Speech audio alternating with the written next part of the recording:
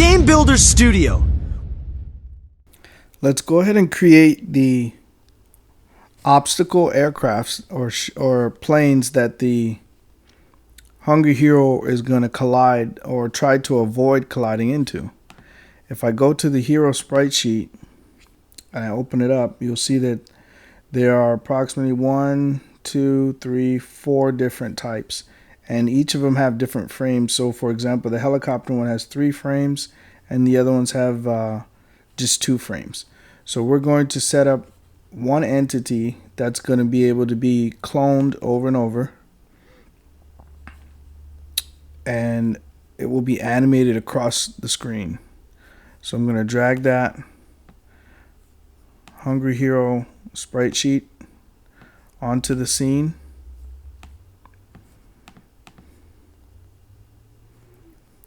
And let's go to frame 33 is where the first ship starts.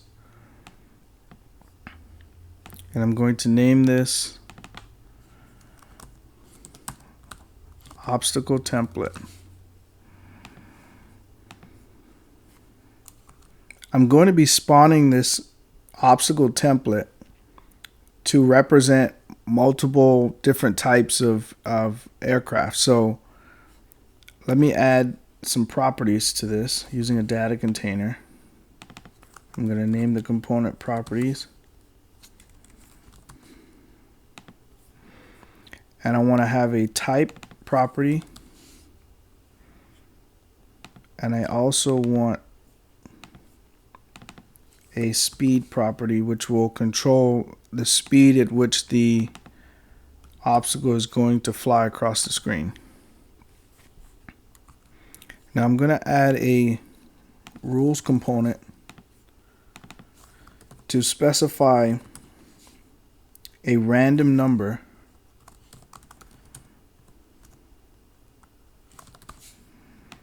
between 1 and 3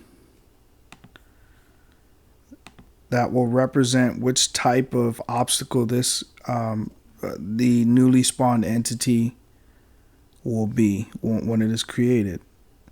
So I'm going to use a change property, and I want to change the type property. I want to give it a random number. Now there are helper methods in here to do this. There's a random range method, and you just give it the minimum value that you want to have and the maximum, which is 3, and it'll give me a number between 1 and 3, and it'll set it on the type property.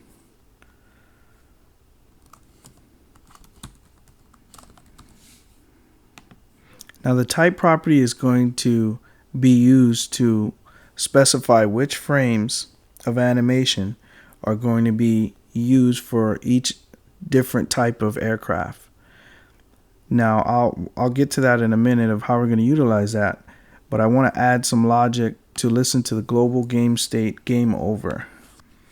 I'm going to use a state logic map. I'm going to call it game state. Now I want to map to the global game state object, the state machine, and I want to create a mapping that will destroy this entity when the game is over.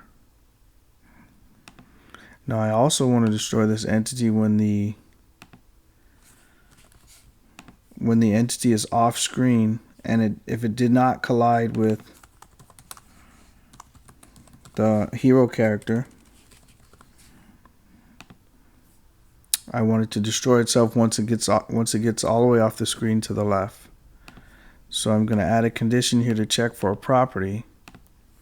I want to check that the current position's X value is less than -300. If it is less than that, I want to destroy this.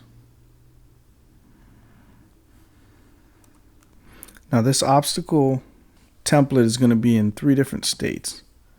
So let's add a state machine and call it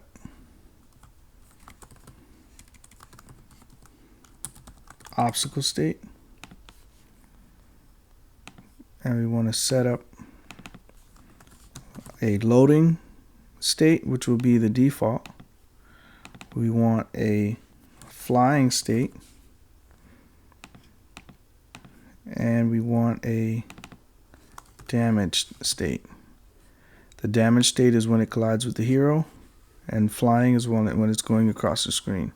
And the default state is going to be loading because we're going to need to make sure that the obstacle type is set before we move on to the flying state. There's two routes I can implement this. I can add a delay transition, or turn this state into a delay state and put a time delay of when the state machine should transition from loading to flying. But I'm going to do it differently. I'm going to do a rules component to check that the obstacle type is set before it initializes the flying state.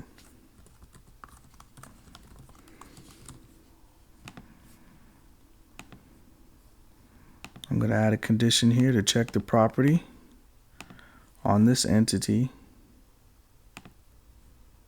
The type property, I want to make sure it is greater than 0. If it's greater than 0, then let's go ahead and change the obstacle's current state to flying.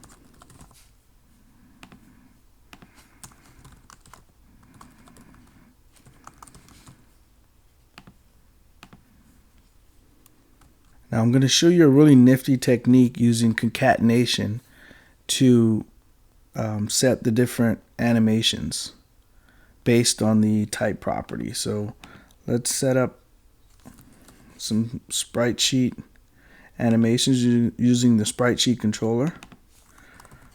Call it obstacle animations.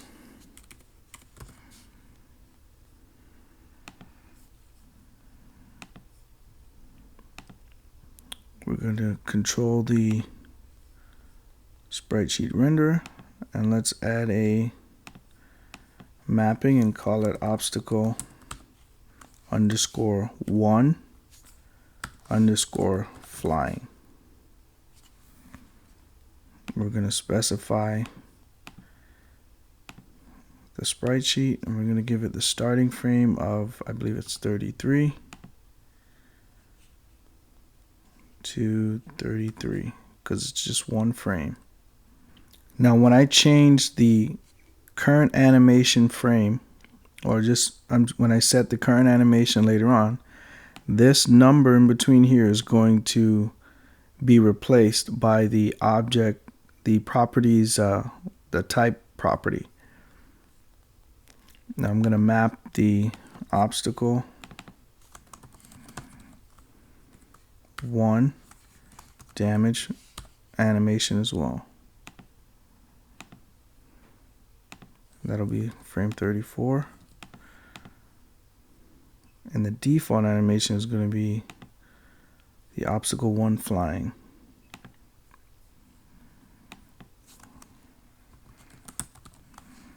Obstacle 2 flying. And I'm keeping all these names the same except for the middle number value.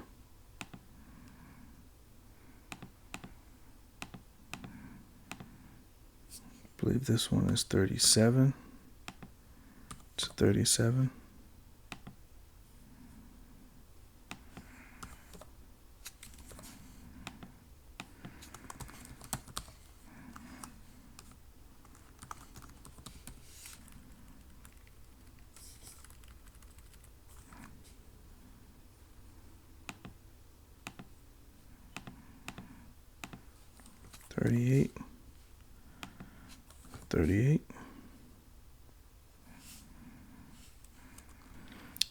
I'll create one more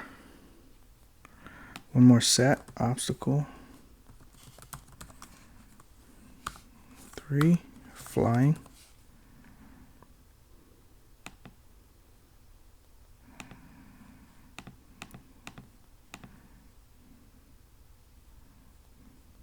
And this one is going to be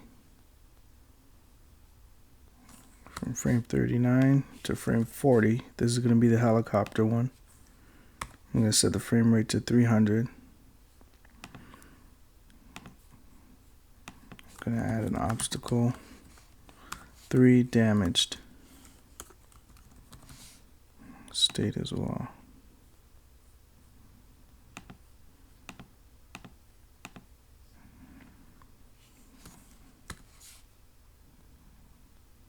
(41 to 41). Now I'm going to make sure these say damaged, not damage.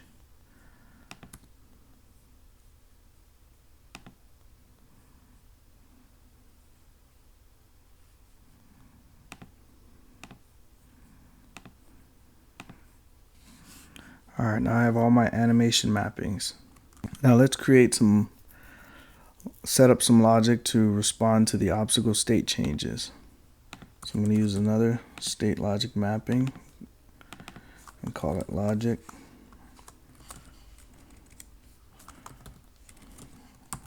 Obstacle state.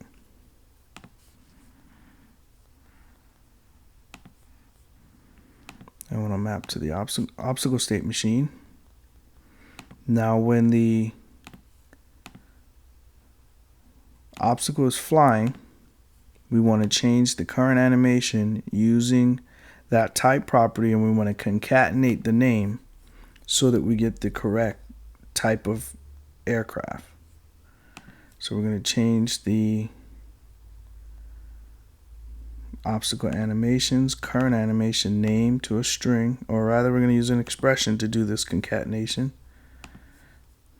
And it's going to look like this. The self.properties.type object or property is going to be added via a plus sign to the string obstacle underscore and then underscore flying. So this is how you concatenate a string together with a number value. We'll save that.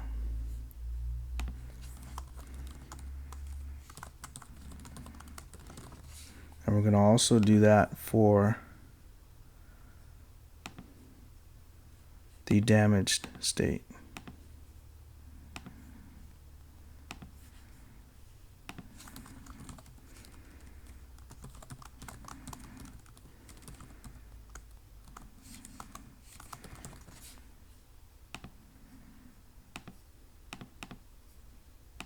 I'm going to use an expression.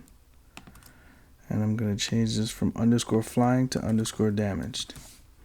And this is how we can use that type property to create a completely different object or completely different entity based on which random value is set when it's loaded.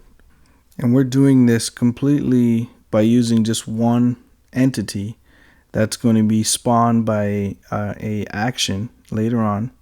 Using a timer, it's going to be spawned along the y-axis, and there are going to be multiple different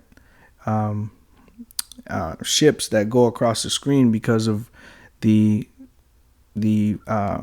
specific frame that we use to display the ship, and all of them are using the same exact entity with the same exact logic. Now I need to animate the obstacle template across the screen from right to left. So I'm going to add another action, a change property action, to animate the linear velocity of the object's spatial. And we're not going to reference the X and Y property directly because those are read only. This is a point object. We're going to use an expression to set a point object, and we want it to move using the obstacle speed value that we created on the properties component. And we don't want it to move at all in the Y direction, so we're going to set that to 0. The linear velocity is a multiplier, and this is the way you can update or have an object continuously move in a direction given a certain velocity without having to constantly update its position. The linear velocity is applied to the position of a spatial every frame.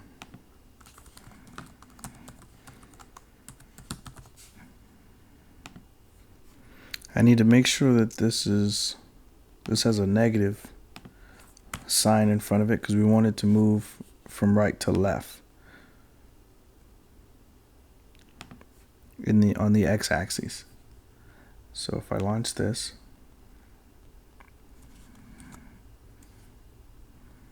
you can see the ship is, or not ship, but aircraft is moving across the screen now. Now let me update the speed and set it to something like 550.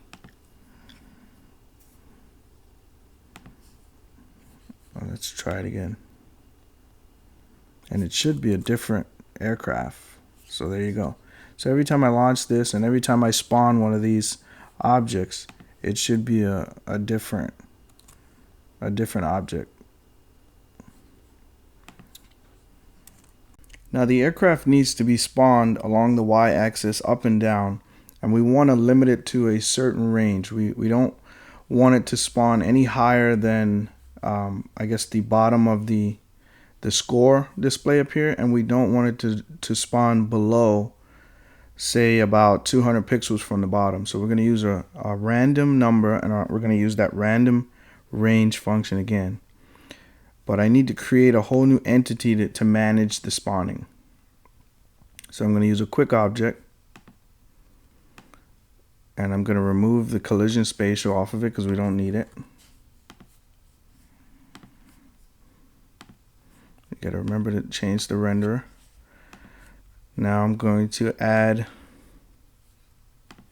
a rules component, and I'm going to call it logic spawning, or yeah, I can call it anything, spawner.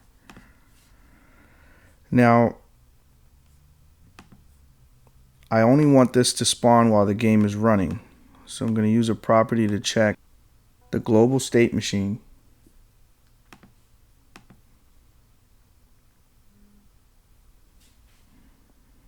I want to check the current state, and I want to make sure that it is in the game running state. And I want to spawn at a certain interval. So in order to have an action execute at a certain interval, I'm going to use a timer action. And I'm going to nest another action on the timer to execute. And I want this to happen, say, every 1.5 seconds, for example. And I will add a spawn entity action. And I want to select the object template. That's the entity I'm going to spawn. And I don't want it to, I want it to be off screen right. So I'm going to use the game screen property. And I'm going to use the screen width. And I want it to be off screen, say 300 pixels. And I want it to spawn a random range, so I'm going to use that helper method, that math method range, random range. And let's say from the top 100 pixels, and we want it to not go, we want it to be about 150 pixels from the bottom as the maximum it will spawn from the bottom. So we're going to use the game screen height and subtract about 150 pixels from that. Now I could have used the full screen height, but screen.height is better because it respects the settings that you have here as the screen height. For example, if you're running this game in the browser, the screen.height would be 1024 by 768. But if your screen is larger than that, the full screen width and height report the actual dimensions of the screen. But we're running this on the iPad, so full screen height and width are pretty much the same as screen.height and width. So I'll save that. I'll call this spawn obstacle. Save that. I'll call this spawn timer. Now if I run this, we should see a new obstacle being created and flying across the screen. Okay. So that collision there happened because there's a collision spatial on the obstacle, and this spawner up here, or this global state manager, has a collision spatial on it. So we want to remove that because we don't want it to interact with any of the objects in the world. And I'll just delete the old one and select the new render. Now if I run that, all right, now we have aircraft spawning at all kind of different positions along the y-axis.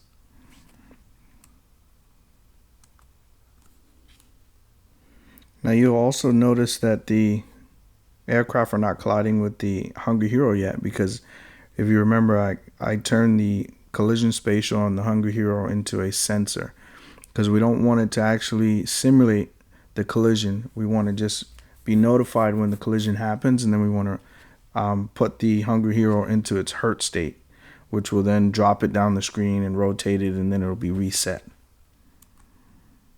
Now I noticed that there's one more ship that or aircraft. I keep calling these ships. There's one more aircraft that we're missing, so I'm gonna add another animation mapping. I'm gonna call this obstacle 4, flying, and we want it to render frame 35, I believe it is. So 35 for the flying state.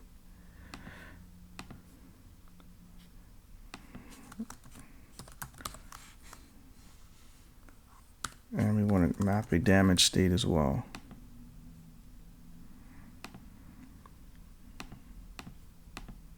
Frame 36 to frame 36. Now we need to add a higher number for the random type that's being set. We need to do 1 through 4. All right, let's run that. We should see 4 different aircraft types fly across the screen. That's 1, that's 2, that's 3, and that's 4.